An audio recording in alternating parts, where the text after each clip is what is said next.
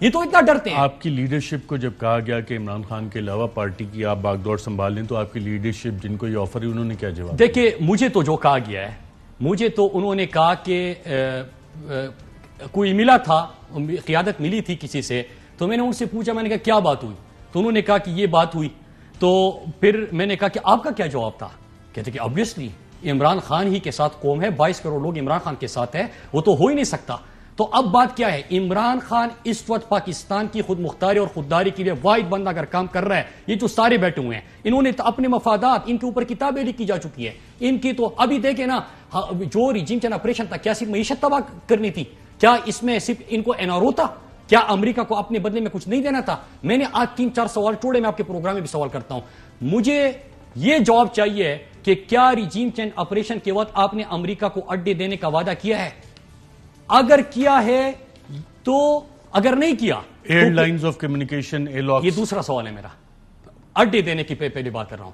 اگر نہیں کیا تو اس وقت جو آپ کی ہمسایہ ملک میں جو مذاکرات ہوئی ہے اور وہ کس بنیاد پہ ہوئی ہے، اس کے نتیجے میں کیا پاکستان میں وہ جنگ پھر لائی جا رہی ہے؟ کیا پاکستانی پھر اس جنگ میں ایندھن بنیں گے؟ ہم نے 20 سال کی جنگ کے بعد امن حاصل کیا ہے. ارشد بھائی آج میں نے سوال پوچھے ہیں اور میں آپ کے پروگرام میں پوچھ رہا ہوں کہ ہم نے جو 7,000 سیکیورٹی فورسز کے جوان اور 80,000 ہمارے پاکستانی شہید ہوئے ہیں، ان کے خاندانوں کو آپ کیا جواب دیں گے؟ آپ کی ہمسائے ملک میں بات ہو رہی ہے تو کس بنیاد پہ ہو رہی ہے؟ امپورٹڈ حکومت نے کیا اس کی اپروول دی ہے؟ اس کے تمام ڈیٹیلز قوم کے ساتھ کیوں شیئر نہیں ہوئے؟ کیا آپ نے امریکہ کو اڈے دینے کی طرف آپ جا رہے ہیں یا جا چکے ہیں؟ کیا آپ کا ایئر سپیس استعمال ہو رہا ہے یا استعمال ہونے دیا جا رہا ہے مستقبل میں؟ یہ کیا کمٹمنٹ سے؟ دیکھیں امریکہ کہتا ہے نا کہ there is no free lunches، وہ کہتے ہیں نا کہ امریکہ یہ بھی کہتا ہے نا ہیلپ اس ہیلپ یو. اور ناظرین پی ٹی آئی کے حوالے سے کہ پی ٹی آئی کی جو الیکشن آف پاکستان نے کہا کہ کیونکہ انہوں نے امریکہ میں کمپنیز بنائی تھی LLC کمپنیز، تو کیا صرف پاکستان تحریک انصاف نے ہی یہ کمپنیز بنائی ہیں؟ دیگر سیاسی جماعتوں کے اس حوالے سے کون سے دستاویزات ہیں؟ آئیے ایک نظر ڈالتے ہیں.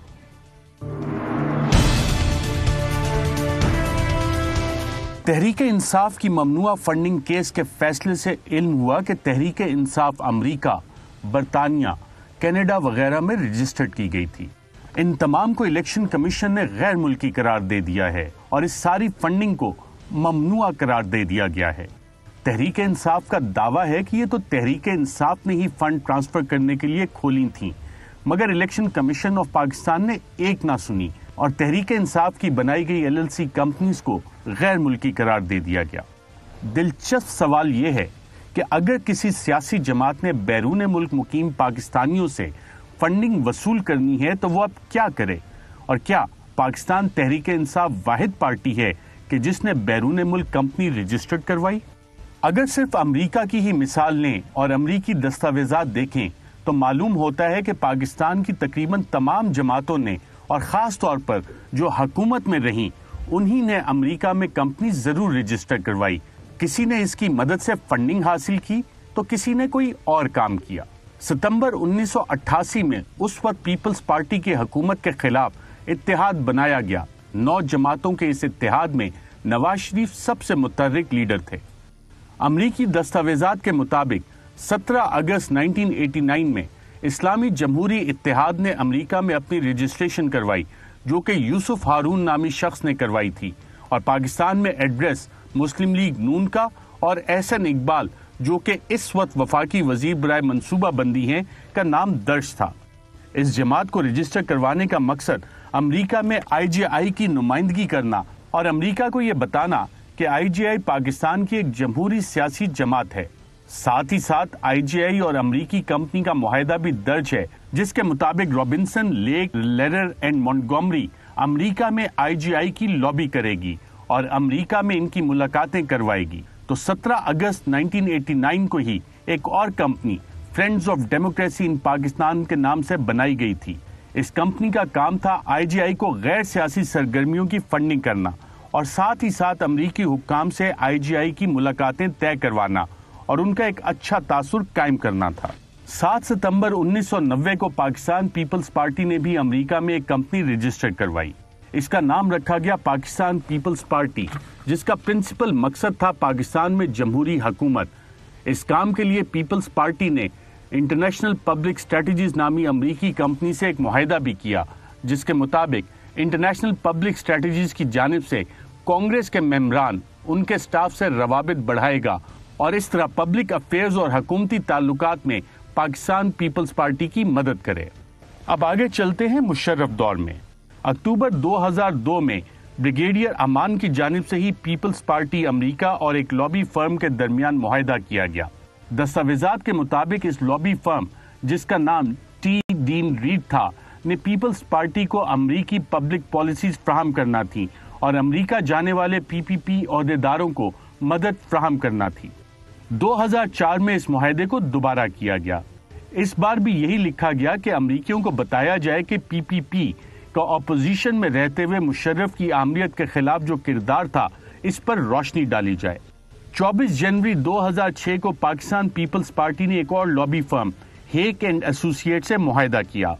इस मुआहिदे के मुताबिक हेक एंड एसोसिएट्स मोहतरमा बेनजीर भुट्टो की चंद मुलाकातें करवाना थी। दस्तावेजात के मुताबिक हेक एंड एसोसिएट्स ने 11 जनवरी 2006 को अमरीकी सेनेटर रिचर्ड ल्यूगर, चक हेगल और जोसेफ बाइडेन को मुलाकात की दरख्वास्त दी कि मोहतरमा बेनजीर भुट्टो आपसे मिलना चाहती हैं। 18 जनवरी 2006 को senator John सुनूनू, लिनोलो chapel, norm Colin, Barack Obama, Barbara boxer, bill Nelson और पॉल सर्बेन्स को मुलाकातों का बोला, जबकि 24 जनवरी 2006 को सेनेटर क्रिस्टोफर डॉट से मुलाकात की दरख्वास्त की गई।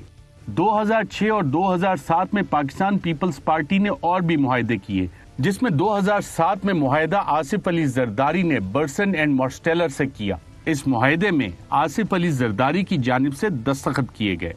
5 मार्च 2008 को एक बार फिर पाकिस्तान पीपल्स पार्टी ने अमेरिका में एक लॉबी फर्म की खिदमत हासिल की। इस बार लॉक लॉर्ड स्ट्रेटजीज की खिदमत हासिल की गई और मार्क सेगल ने आसिफ जरदारी की खातिर लॉबी करने की हामी भरी। इस बार इस लॉबी फर्म को टास्क दिया गया कि पीपीपी और अमरीकी हुकूमत के दरमियान ताल्लुकात बेहतर करना है। अब अगर आप मार्क सेगल की लॉबी फर्म के दस्तावेजात के बाद 7 अप्रैल 2008 की विकीलीक्स की इस केबल को देखें तो मालूम होता है कि उस वक्त आसिफ अली जरदारी अमरीकियों से मदद मांग रहे थे कि अगर अमेरिका मदद करे तो वो एक नेशनल गवर्नमेंट बना सकते हैं। विकीलीक्स के मुताबिक उस वक्त के सेनेटर और आज के अमरीकी सदर जो बाइडेन ने आसिफ जरदारी से सवाल किया कि फौज हुकूमत बनाने पर क्या कहेगी। इस पर आसिफ जरदारी ने कहा कि जनरल कियानी एक मुस्बत आदमी है। जो बाइडेन ने आसिफ जरदारी को यह भी कहा कि वो पाकिस्तान की इमदाद में बहुत इजाफा करवा सकते हैं, मगर इसके लिए आसिफ जरदारी को भी आगे बढ़ना होगा और ये भी कहा कि इस तमाम इमदाद और तवील मुद्दती मुरासिम के लिए हेल्प अस हेल्प यू।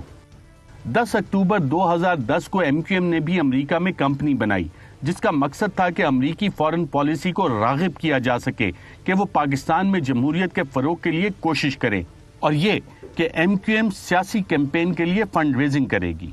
28 मई 2011 को एक बार फिर डॉक्टर फारूक सत्तार ने अमेरिका में MQM USA बनाई और मकासद वही थे।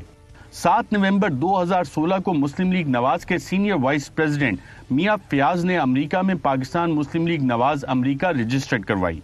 इस कंपनी का मकसद था कि पाकिस्तान में जमहूरियत को मजबूत किया जा सके, अमेरिका और पाकिस्तान को करीब लाया जा सके। 13 अगस्त 2017 को अमेरिका में MQM इंटरनेशनल रजिस्टर की गई। मकासद वही, जमहूरियत को मजबूत करना वगैरह वगैरह। 2 फरवरी 2018 को पाकिस्तान पीपल्स पार्टी ने एक बार फिर एक लॉबी फर्म की खिदमत अमेरिका में हासिल की। इस बार खिदमत बिलावल भुट्टो जरदारी के लिए हासिल की गई। ये मुआहिदा अमरीकी फर्म गंस्टर स्ट्रेटजीज वर्ल्ड वाइड से किया गया। मुआहिदे के मुताबिक पाकिस्तान पीपल्स पार्टी ने इस फर्म को $1 लाख के इवज हायर किया और मकासद में था कि यह फर्म बिलावल का अमरीकी मीडिया से इंटरव्यू करवाएगी और कांग्रेस के मेंबरान से बिलावल भुट्टो की मुलाकातें करवाएगी। शायद इसी लॉबी फर्म की खिदमत थी जो कि फवाद चौधरी ने बिलावल भुट्टो की अमरीकी यात्रा पर सवालात उठाए थे और एक अहम सवाल भी किया था कि बिलावल भुट्टो अमरीका जाकर कहां गुम हो गए थे और किससे मुलाकातें कर रहे थे। 1275 एकड़ मुरब्बा फार्म के ऊपर अमेरिका मिड वेस्ट अमेरिका में एक पाकिस्तान के बड़े पॉलिटिकल लीडर 9 दिन मुकीम रहे। वहां पे उनकी किस किस से मुलाकातें हुई, क्या साजिश कब शुरू हुई, कैसे एग्जीक्यूट हुई और कैसे यहां तक मामलात पहुंचे।